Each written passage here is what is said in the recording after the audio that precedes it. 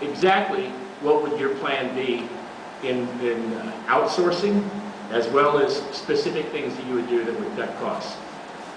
And we'll start with let's start with Shannon.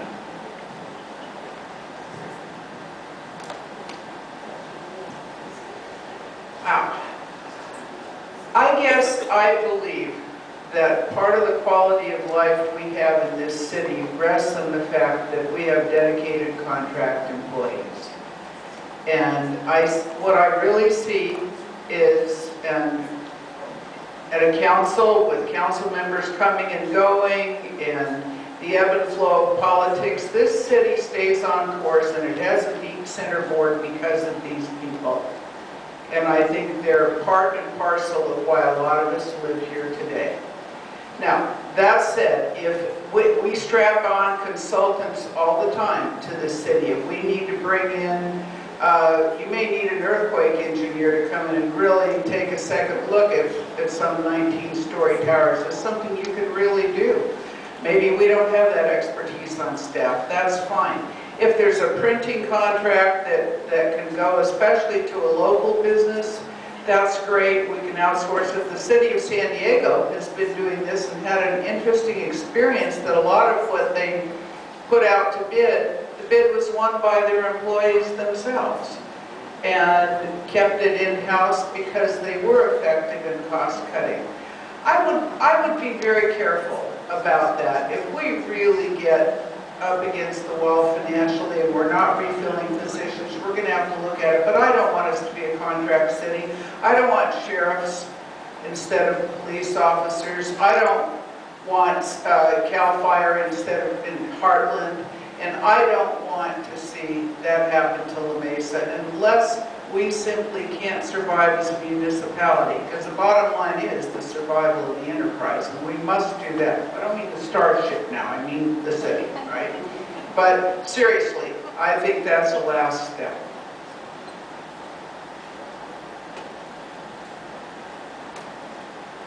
If you're not having financial troubles, you don't even start thinking about cutting costs. Everything just seems to go swimmingly along. However, if you do have to keep an open mind. There's a saying out there is the most dangerous phrase in the language. It's always been done that way. I've been reading a lot about cities who are on the cusp of bankruptcy, and they have privatized certain functions of the city. There's actually a name for it. It's called Yellow Pages rules.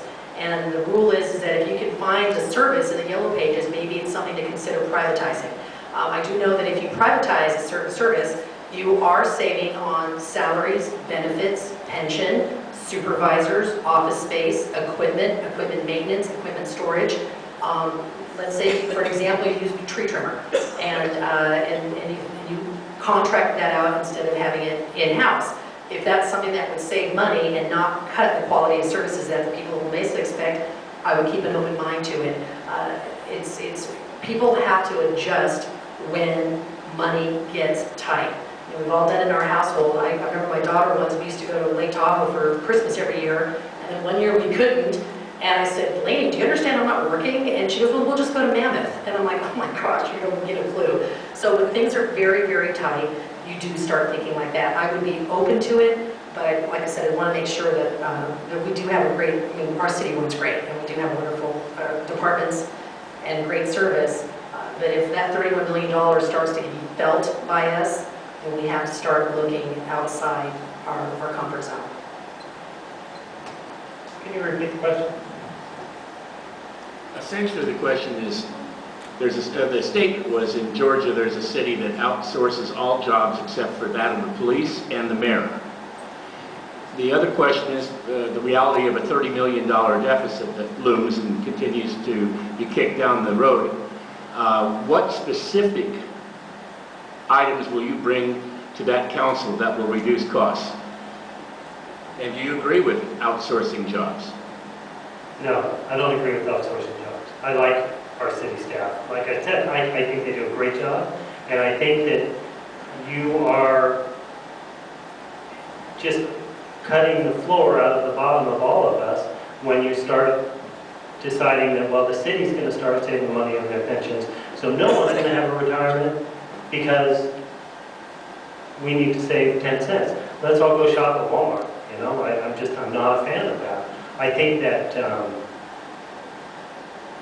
we should, if it was up to me, I would put a financial services tax on and make the bankers pay for the mess that they created. When you look at the little Hoover report that came out, and hair on fire, everything's going wrong, I think that it looked at things in the worst possible light. It was the bottom of the trough where we were in the worst economic situation, and we had improved, and they decided not to take the improved numbers because what people want is to eliminate pensions. And I'm not for that. I want secure retirement across the way. And I think that we can manage it, and that Governor Brown's proposals are getting there, that we do have a problem, but I am not going to say that we're going to start slashing pensions.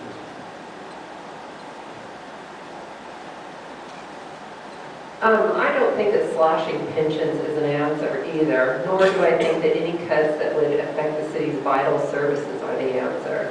A slow pay down of that debt is the answer for me. It is not taking away the employees' pensions. It is not outsourcing everything under the bed to save a buck. I think outsourcing in limited circumstances works, but I think it ruins the feeling of community, the fabric of community, when you just start outsourcing and privatizing everything, and that is not something I would like to see done in La Mesa.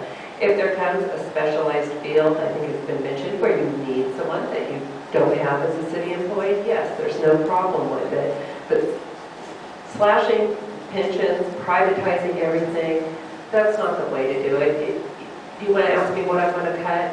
I don't know what I would cut. I'm not sure if anything needs to be cut, or if you can raise revenue in other forms, or revenues will raise themselves as our economy grows stronger again. I don't think you can just make a blanket statement regarding these issues. Okay, they were all good answers, and we've got one left, and then I wanted to tell you this will be the last respondent to the questions that came from the floor. And what we'll do is we'll have a closing comment by each of our candidates, and that's going to be limited to, say, 2 minutes. And that the candidates have said that they'll probably stick around for a while because they want to get to know you, and if you've got other questions, maybe you can direct them at that time. We have 58,150 employees in the city, population. And out of that, we have 258 employees. That means 4.444 per 1,000 residents. This is a well-run city.